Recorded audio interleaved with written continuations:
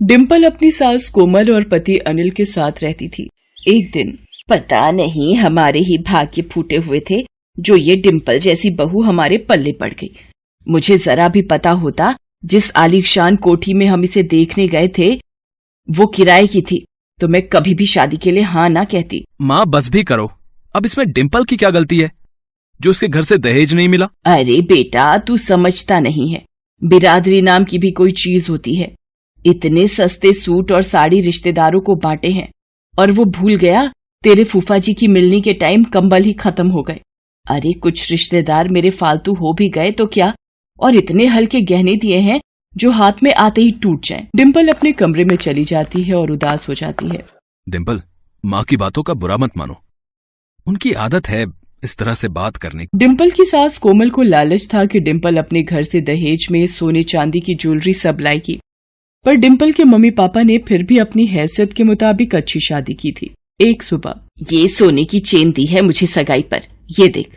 अनिल 2 टुकड़े होकर हाथ में आ गई। इतनी कच्ची चेन तेरे माँ बाप ने दी है डिम्पल बहू? पर सारी ज्वेलरी पिताजी ने मशहूर सोने चांदी की दुकान से बनवाई थी माँ जी। माँ टूट गई होगी, कोई बात नहीं, मुझे दे दो, मैं ऑफिस से आते हुए सुनार से ठीक करवाता लाऊंगा। रहने दे, मुझे ठीक नहीं करवानी ये चेन। डिम्पल रोजाना कोमल के इस तरह के बर्ताव से बहुत तंग हो रही थी। एक दिन, अरे अनिल, तू कहीं बाहर जा रहा है क्या? हाँ माँ, वो 3 दिन का टूर है राजस्थान का, एक क्लाइंट है तो बिजनेस मीटिंग के लिए जा रहा हूँ। ठीक है बेटा, तू अपने काम से जा और यहाँ की चिंता बिल्कुल मत करना। अनिल, अपना ध्यान रखना। अनिल राजस्थान चला जाता है। अगले दिन, अरे प्रतिभा जी, तुम अचानक, बहुत खुशी हुई तुम्हें देखकर। बहुत मन था तेरे से मिलने का, इसलिए बस चली आई। बहुत अच्छा किया। डिम्पल बहू, जीजी आई हैं, अब जब तक ये रहेंगी इनका ध्यान रखना, इन्हें कोई कमी ना हो। डिम्पल दिन भर प्रतिभा की आवभगत में लगी रही। अगले दिन, कोमल, मैंने अपनी सोने की चेन सुबह बाथरूम में उतार कर रखी थी, उठाना भूल गई थी, पर अब बाथरूम में से गायब है। ऐसे कैसे गायब हो गई जीजी? घर में तो हम तीनों के अलावा और कोई नहीं था। डिम्पल, इधर आना। जीजी ने बाथरूम में अपनी सोने की चेन उतार कर रखी थी। जीजी के बाद तुम ही नहाने गई थी ना? माँ जी, मैंने सच में कोई चेन नहीं देखी, मेरा विश्वास कीजिए। डिम्पल, मुझे पता है चेन तूने ही ली है। अब जब तक जीजी की चेन वापस नहीं मिल जाती तू इस घर में वापस मत आना। जा, जहाँ बेचकर या छुपा कर आई है लेकर आ। पर माँ जी, मैं कहाँ से लाऊंगी चेन? कोमल डिम्पल के पूरे कमरे की तलाशी लेती है, उसकी अलमारी खोलकर सब सामान निकालकर ढूंढती है। देखो बहू, जीजी के सामने बेइज्जती मत करो, जाओ और चेन लेकर आओ। डिम्पल रोती हुई घर से निकल जाती है। हे भगवान, मैं क्या करूं? अनिल को अगर ये सब बातें बोलूंगी तो वो चिंता में आ जाएंगे। मेरी सहायता करो भगवान, मैं इतनी महंगी चेन कहाँ से लाऊं? आप तो जानते हो भगवान, मैंने कोई चोरी नहीं की। डिम्पल परेशानी में चलती जा रही थी, उसे पता ही नहीं चला कि वो चलते चलते एक तालाब के पास पहुंच गई। अरे, ये मैं किस जगह आ गई? मुझे पता ही नहीं चला। पर मैं अब इस तालाब में डूबकर अपनी जान दे दूं, मेरे पास यही रास्ता है। चोरी का इल्जाम लेकर मैं जिंदा कैसे रहूंगी? डिम्पल जैसे ही तालाब में कूदने लगती है उसे एक आवाज आती है, कृपया करके मेरी मदद करो। कौन मुझे बुला रहा है? मैंने तुम्हें पुकारा है, मुझे इस जाल से बाहर निकाल दो ताकि मेरी जान बच जाए। मेरे बच्चे मेरा इंतजार कर रहे हैं, अगर मैं वापस नहीं गई तो वो मेरी याद में मर जाएंगे। पर ये जाल किसका है और तुम इसमें कैसे आई? ये एक मछुआरे का जाल है, वो मुझे यहाँ छोड़कर अपना टोकरा लेने गया है। वो आए इससे पहले मुझे इस जाल से निकाल दो। मछली को परेशान होता देख डिम्पल उसे जाल से निकाल देती है। मछली कूदकर पानी में चली जाती है। तुम्हारा बहुत बहुत शुक्रिया, तुमने आज मुझे नया जीवन दान दिया है। मगर तुम इस तालाब के पास क्या कर रही थी? यहाँ तो कोई भी नहीं आता। डिम्पल रोते हुए सारी कहानी मछली को सुना देती है। डिम्पल, तुम बिल्कुल चिंता मत करो, मैं तुम्हें एक ऐसा जादुई पानी दूंगी जिसकी हर बूंद से एक सोने का आभूषण बन जाएगा। ये लो डिम्पल, जल से भरा मटका, अब इसकी बूंदों से जितने चाहो गहने बनाना। मछली बहन, आपने मेरी सहायता करके मेरे दुख दूर कर दिए, आपका बहुत बहुत शुक्रिया। डिम्पल जल से भरा मटका लेकर घर आ जाती है। माँ जी, क्या हुआ? आप उदास क्यों बैठे हो? सब ठीक तो है ना? और मौसी जी कहाँ गई? डिम्पल, मुझे माफ कर दे बहू, मैंने जीजी से सारे रिश्ते तोड़ दिए हैं। उन्होंने तुम्हारे ऊपर चेन चुराने का झूठा इल्जाम लगाया, बल्कि उनकी चेन उन्हीं के पास थी। मेरे मन में वो तुम्हारे लिए जहर घोलना चाहती थी। जीजी के झूठ के कारण मैंने तुम्हें घर से निकाल दिया। मुझे माफ कर दो बहू। अनिल तुम्हारी जिम्मेदारी मुझे सौंप कर गया था और मैंने तुम्हें घर से निकाल दिया। बहू तुम कहाँ चली गई थी? मैं डर गई थी। कोमल डिम्पल को गले लगाती है और उसके बाद डिम्पल कोमल को सारी बात बताती है। माँ जी रुकिए, मैं जल की बूंदों का छिड़काव करती हूँ। डिम्पल जैसे ही जल का छिड़काव करती है, हर बूंद एक सोने का आभूषण बन जाती है और तरह तरह की सोने की ज्वेलरी का ढेर लग जाता है। माँ जी ये देखिए, तरह तरह की ज्वेलरी की बारिश हो रही है। हाँ बहू, ये तो कमाल हो गया, इतनी सुंदर सोने की ज्वेलरी। दोनों सास बहू ज्वेलरी की बारिश होती देखकर बहुत हैरान और खुश हो जाती हैं। 3 दिन बाद अनिल जब वापस आता है तो उसे भी सारी बात पता चल जाती है। माँ जी, क्यों ना हम दोनों मिलकर ज्वेलरी की दुकान खोल लें? हमारी कमाई भी होगी और घर चलाने में अनिल को भी मदद मिलेगी। डिम्पल, ये तो बहुत अच्छा आइडिया है। दोनों सास बहू मेहनत करके अब ज्वेलरी की दुकान चलाने लगी। धीरे धीरे उनके गहने हर जगह मशहूर हो गए। इसके बाद कोमल और डिम्पल में भी खूब प्यार बढ़ गया और उनका परिवार भी खुशहाल बन गया।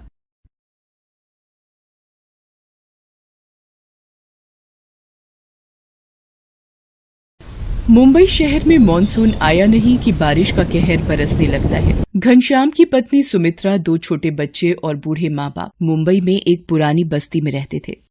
सुमित्रा, ला दे, अम्मा की कौन सी दवाई लानी है? एक तो वैसे ही काम नहीं, ऊपर से दवाइयों का खर्चा नहीं निपटता। ये पर्चा और ये पैसे काम से मिले थे, इन्हीं का राशन लाना है और जो पैसे बचेंगे अम्मा की दवाई ले आना। चल जा रहा हूँ, ले आऊंगा। सुमित्रा, तूने आज फिर घनश्याम के हाथों में पैसे कैसे पकड़ा दिए? तुझे पता तो है फिर मदन के साथ जाकर कच्ची शराब पी आएगा या पत्ते खेलने बैठ जाएगा। क्या करूँ बापू, जबरदस्ती ले गए कि मैं ही लाऊंगा घर का सामान। पर सुमित्रा, बारिश की वजह से कब हम पर मुसीबत आ जाए, कौन देख कर आया है? माँ, बहुत भूख लगी है। माँ, मुझे भी। बंटी, ये 10 रुपए ले, साथ वाली दुकान से छोटी डबल रोटी ले आ। बंटी बराबर की दुकान से डबल रोटी ले आता है। सुमित्रा थोड़े से रखे दूध की चाय बनाकर बच्चों को चाय ब्रेड खिला देती है। दिन बीत जाता है, शाम होने को आ जाती है, पर घनश्याम का कुछ पता नहीं कहाँ गया। रात के 7 बजे। मैंने आपको सुबह राशन और माँ जी की दवाई के पैसे दिए थे, पर आप तो ये तली हुई मच्छी उठा लाए हो। अब तू मेरे खाने पे भी नजर लगाएगी? जान नहीं लाया राशन, क्या कर लेगी? अरे घनश्याम, कुछ तो शर्म कर। सुमित्रा घरों में चूल्हा चौका करके थोड़ा बहुत कमाए और तू उजाड़ दे। बाबू, तुम बीच में ना बोलो तो ठीक हो रहेगा। मेरी ही गलती है जो इस मनुष्य घर में आ जाता हूँ। मैं आज बाहर सोऊंगा और कल तेरी पाई ना चुका दी तो मेरा नाम भी घनश्याम नहीं है। अभी वो नशे में है बहू, सुबह जब नशा उतरेगा अपने आप ठीक हो जाएगा। अम्मा, ये थोड़े से चावल रखे हैं, बना लो। हाँ बना ले बहू। घनश्याम तो बाहर बरामदे में सो गया है, अब सुबह ही उठेगा। इतनी तेज बारिश हो रही है, सड़कें पानी से भरी हुई हैं। हवा से छप्पर टूट गया तो? सोने दे बहू, बारिश पड़ेगी तो अपने आप अंदर आ जाएगा। सुमित्रा चावल बना लेती है और रात का खाना खाकर सब सो जाते हैं। बारिश और तेज हो जाती है। आधी रात के वक्त सुमित्रा की आंख खुलती है। ये क्या, पूरे घर में पानी? अम्मा, बापू, जल्दी उठो, ये क्या हो रहा है? अरे इतना पानी ये कैसे आया? लगता है बारिश रुकी ही नहीं।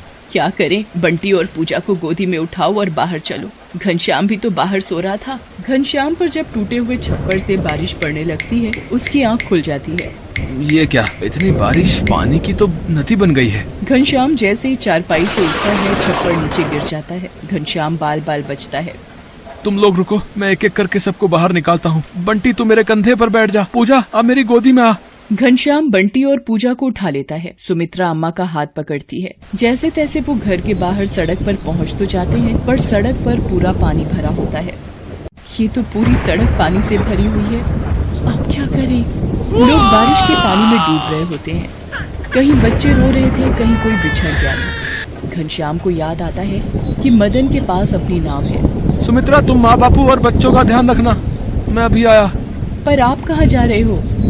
मुझे तो डर लग रहा है। मुझे याद आया, मदन के पास अपनी खुद की नाव है। अगर माँ बापू को उसमें बिठाकर किसी सुरक्षित जगह पर भेज दें तो हम तो जैसे तैसे चले ही जाएंगे।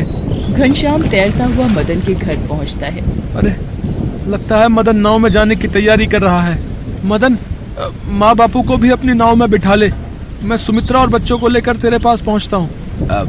घनश्याम यार, वो सुरेखा और बच्चे कुछ जरूरी सामान भी नाव में रख चुके हैं। अब तो नाव में बिल्कुल भी जगह नहीं है। माफ करना। अच्छा, पानी का बहाव तेज हो रहा है, अब मैं चलता हूँ। मदन घनश्याम को साफ मना करके अपनी बीवी बच्चों के साथ नाव पर निकल जाता है। घनश्याम वापस आ जाता है। देखा तूने, यारी दोस्ती पालने का नतीजा। आज मुंह पर दगा दे गया वो तुझे बिगाड़ने वाला। अब तो घनश्याम और भी घबरा गया कि कैसे अपने परिवार को बचाए। कोशिश करके एक दूसरे का हाथ पकड़कर वो थोड़ा आगे बढ़ते हैं। सड़क की दूसरी तरफ जाने वाला पुल भी टूटकर रास्ते में गिरा हुआ होता है। अब क्या करें, कैसे उस पार जाएंगे? घबराओ नहीं, एक दूसरे का बस हाथ पकड़े रहो। चलते चलते वो देखते हैं एक रस्सी के सहारे लोगों को सड़क के उस पार ले जाया जा रहा है। इस रस्सी की सहायता से धीरे धीरे आगे बढ़ते रहिए। हाँ जी माता जी, लाओ हाथ दो ध्यान से।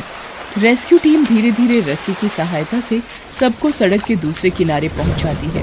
तभी अम्मा, बापू, वो देखो हेलीकॉप्टर। ये सब लोग हमारी मदद करने के लिए ही आए हैं। हेलीकॉप्टर से रेस्क्यू टीम सभी बस्ती वालों को बाहर निकाल रही थी और एक सुरक्षित स्थान पर घनश्याम और उसके परिवार को छोड़ दिया।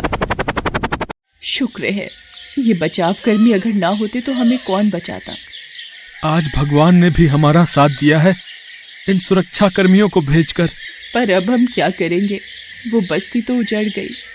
सुमित्रा, आज मुझे भी समझ आ गया है कि कुछ मित्र सिर्फ मतलब के लिए ही साथ रहते हैं।